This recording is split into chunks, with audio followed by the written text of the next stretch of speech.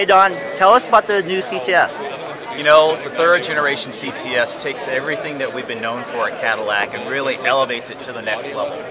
Crafted design, very sophisticated, the evolution of art and science, thrilling performance with an available 420 horsepower twin turbo V6 engine, and then sophisticated, innovative but purposeful technology like our Q system, for instance, as well as advanced safety systems.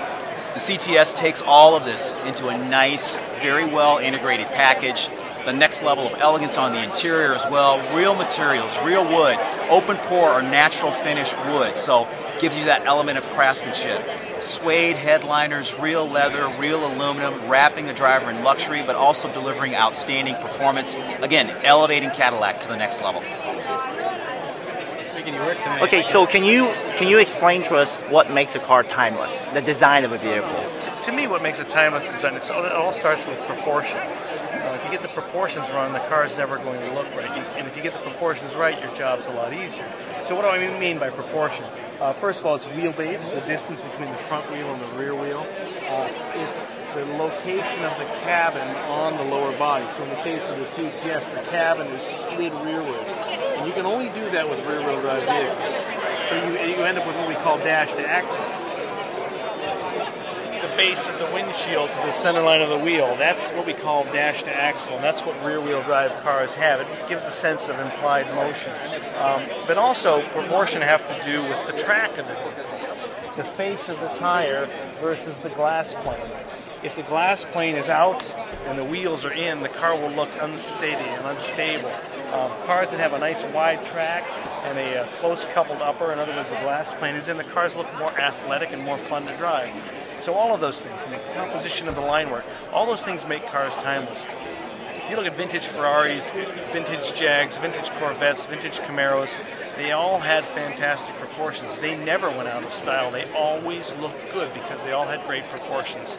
So to me, proportions are everything. And you have to get the proportions right, and that's what I'm so proud of on the CTS. I mean, the front corner of the car to me is my favorite part because it does a few things. You know, the integrated light guide down here. This is a daytime running lamp, upper and lower. But the way it's placed in here, all this precise line work in here, we chamfer the surface, and even down here in the texture, we break the texture over so there's a harmony and a composition to all the lines through here. You know, even the corner here, the way we call what we call a trapped hood. The hood cut line doesn't break across the surface here. You get clean surface all the way through here. So the front corner of the car, to me, when I think of this car, I always think of the light signature. This vertical light blade is a big part of the Cadillac, the face of Cadillac. In this case, it's a daytime running light, or a DRL. There's an upper one and a lower one. And these are on day and night, so you can imagine the car is coming up behind you. You know what kind of car it is. You know it's a Cadillac. There are a lot of cars on the market now that have light signatures. But the light blade is a big part of Cadillac's language. It's something that we own. And we've treated it in a very clever way. We didn't want the hot spots to be too discreet like a movie marquee. And we spent a lot of time placing this fluting on the light guide to make the light a little bit more uniform, a little bit more clean, a little bit more premium. And of course we've got the xenon projector lamp underneath, and all of the bezeling inside. It all works as a composition. The light guide acknowledges the bezel. Very, very crafted, very tailored, very premium. So I'm Bill Thompson. I'm the lead creative for Cadillac Q, and what we're looking at here is our model year 14 software. We've got a 12.3-inch fully reconfigurable cluster and an 8-inch center stack with fully capacitive gesture-based controls that have been finely tuned for this model year. One of the other nice features of the system is the ability to actually go in and change your layouts. Perhaps you like something more simple. You get a nice transitional element. So the cluster, it really is a branded user experience that brings the cluster to life. If you're not happy with that one, you can go to a performance-based layout. And when you actually go up to your info, you actually get a fully 3D live model of your vehicle, showing you different diagnostic information. Fully capacitive faceplate as well.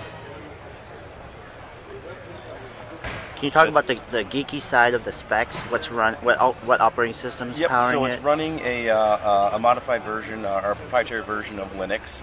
It's an ARM 11 processor, 3-core processors capable of 1.2 billion computations per minute. And it's a 1280 by 480 display on the cluster, and an 800 by 480 display on the center stack. And what about the DPI? DPI on the center oleophobic? stack is 116 DPI, and there is an oleophobic and an anti-glare coating over top to help reduce fingerprints and reduce sunshine glare. What about the display itself? What kind of display is it basically powering it?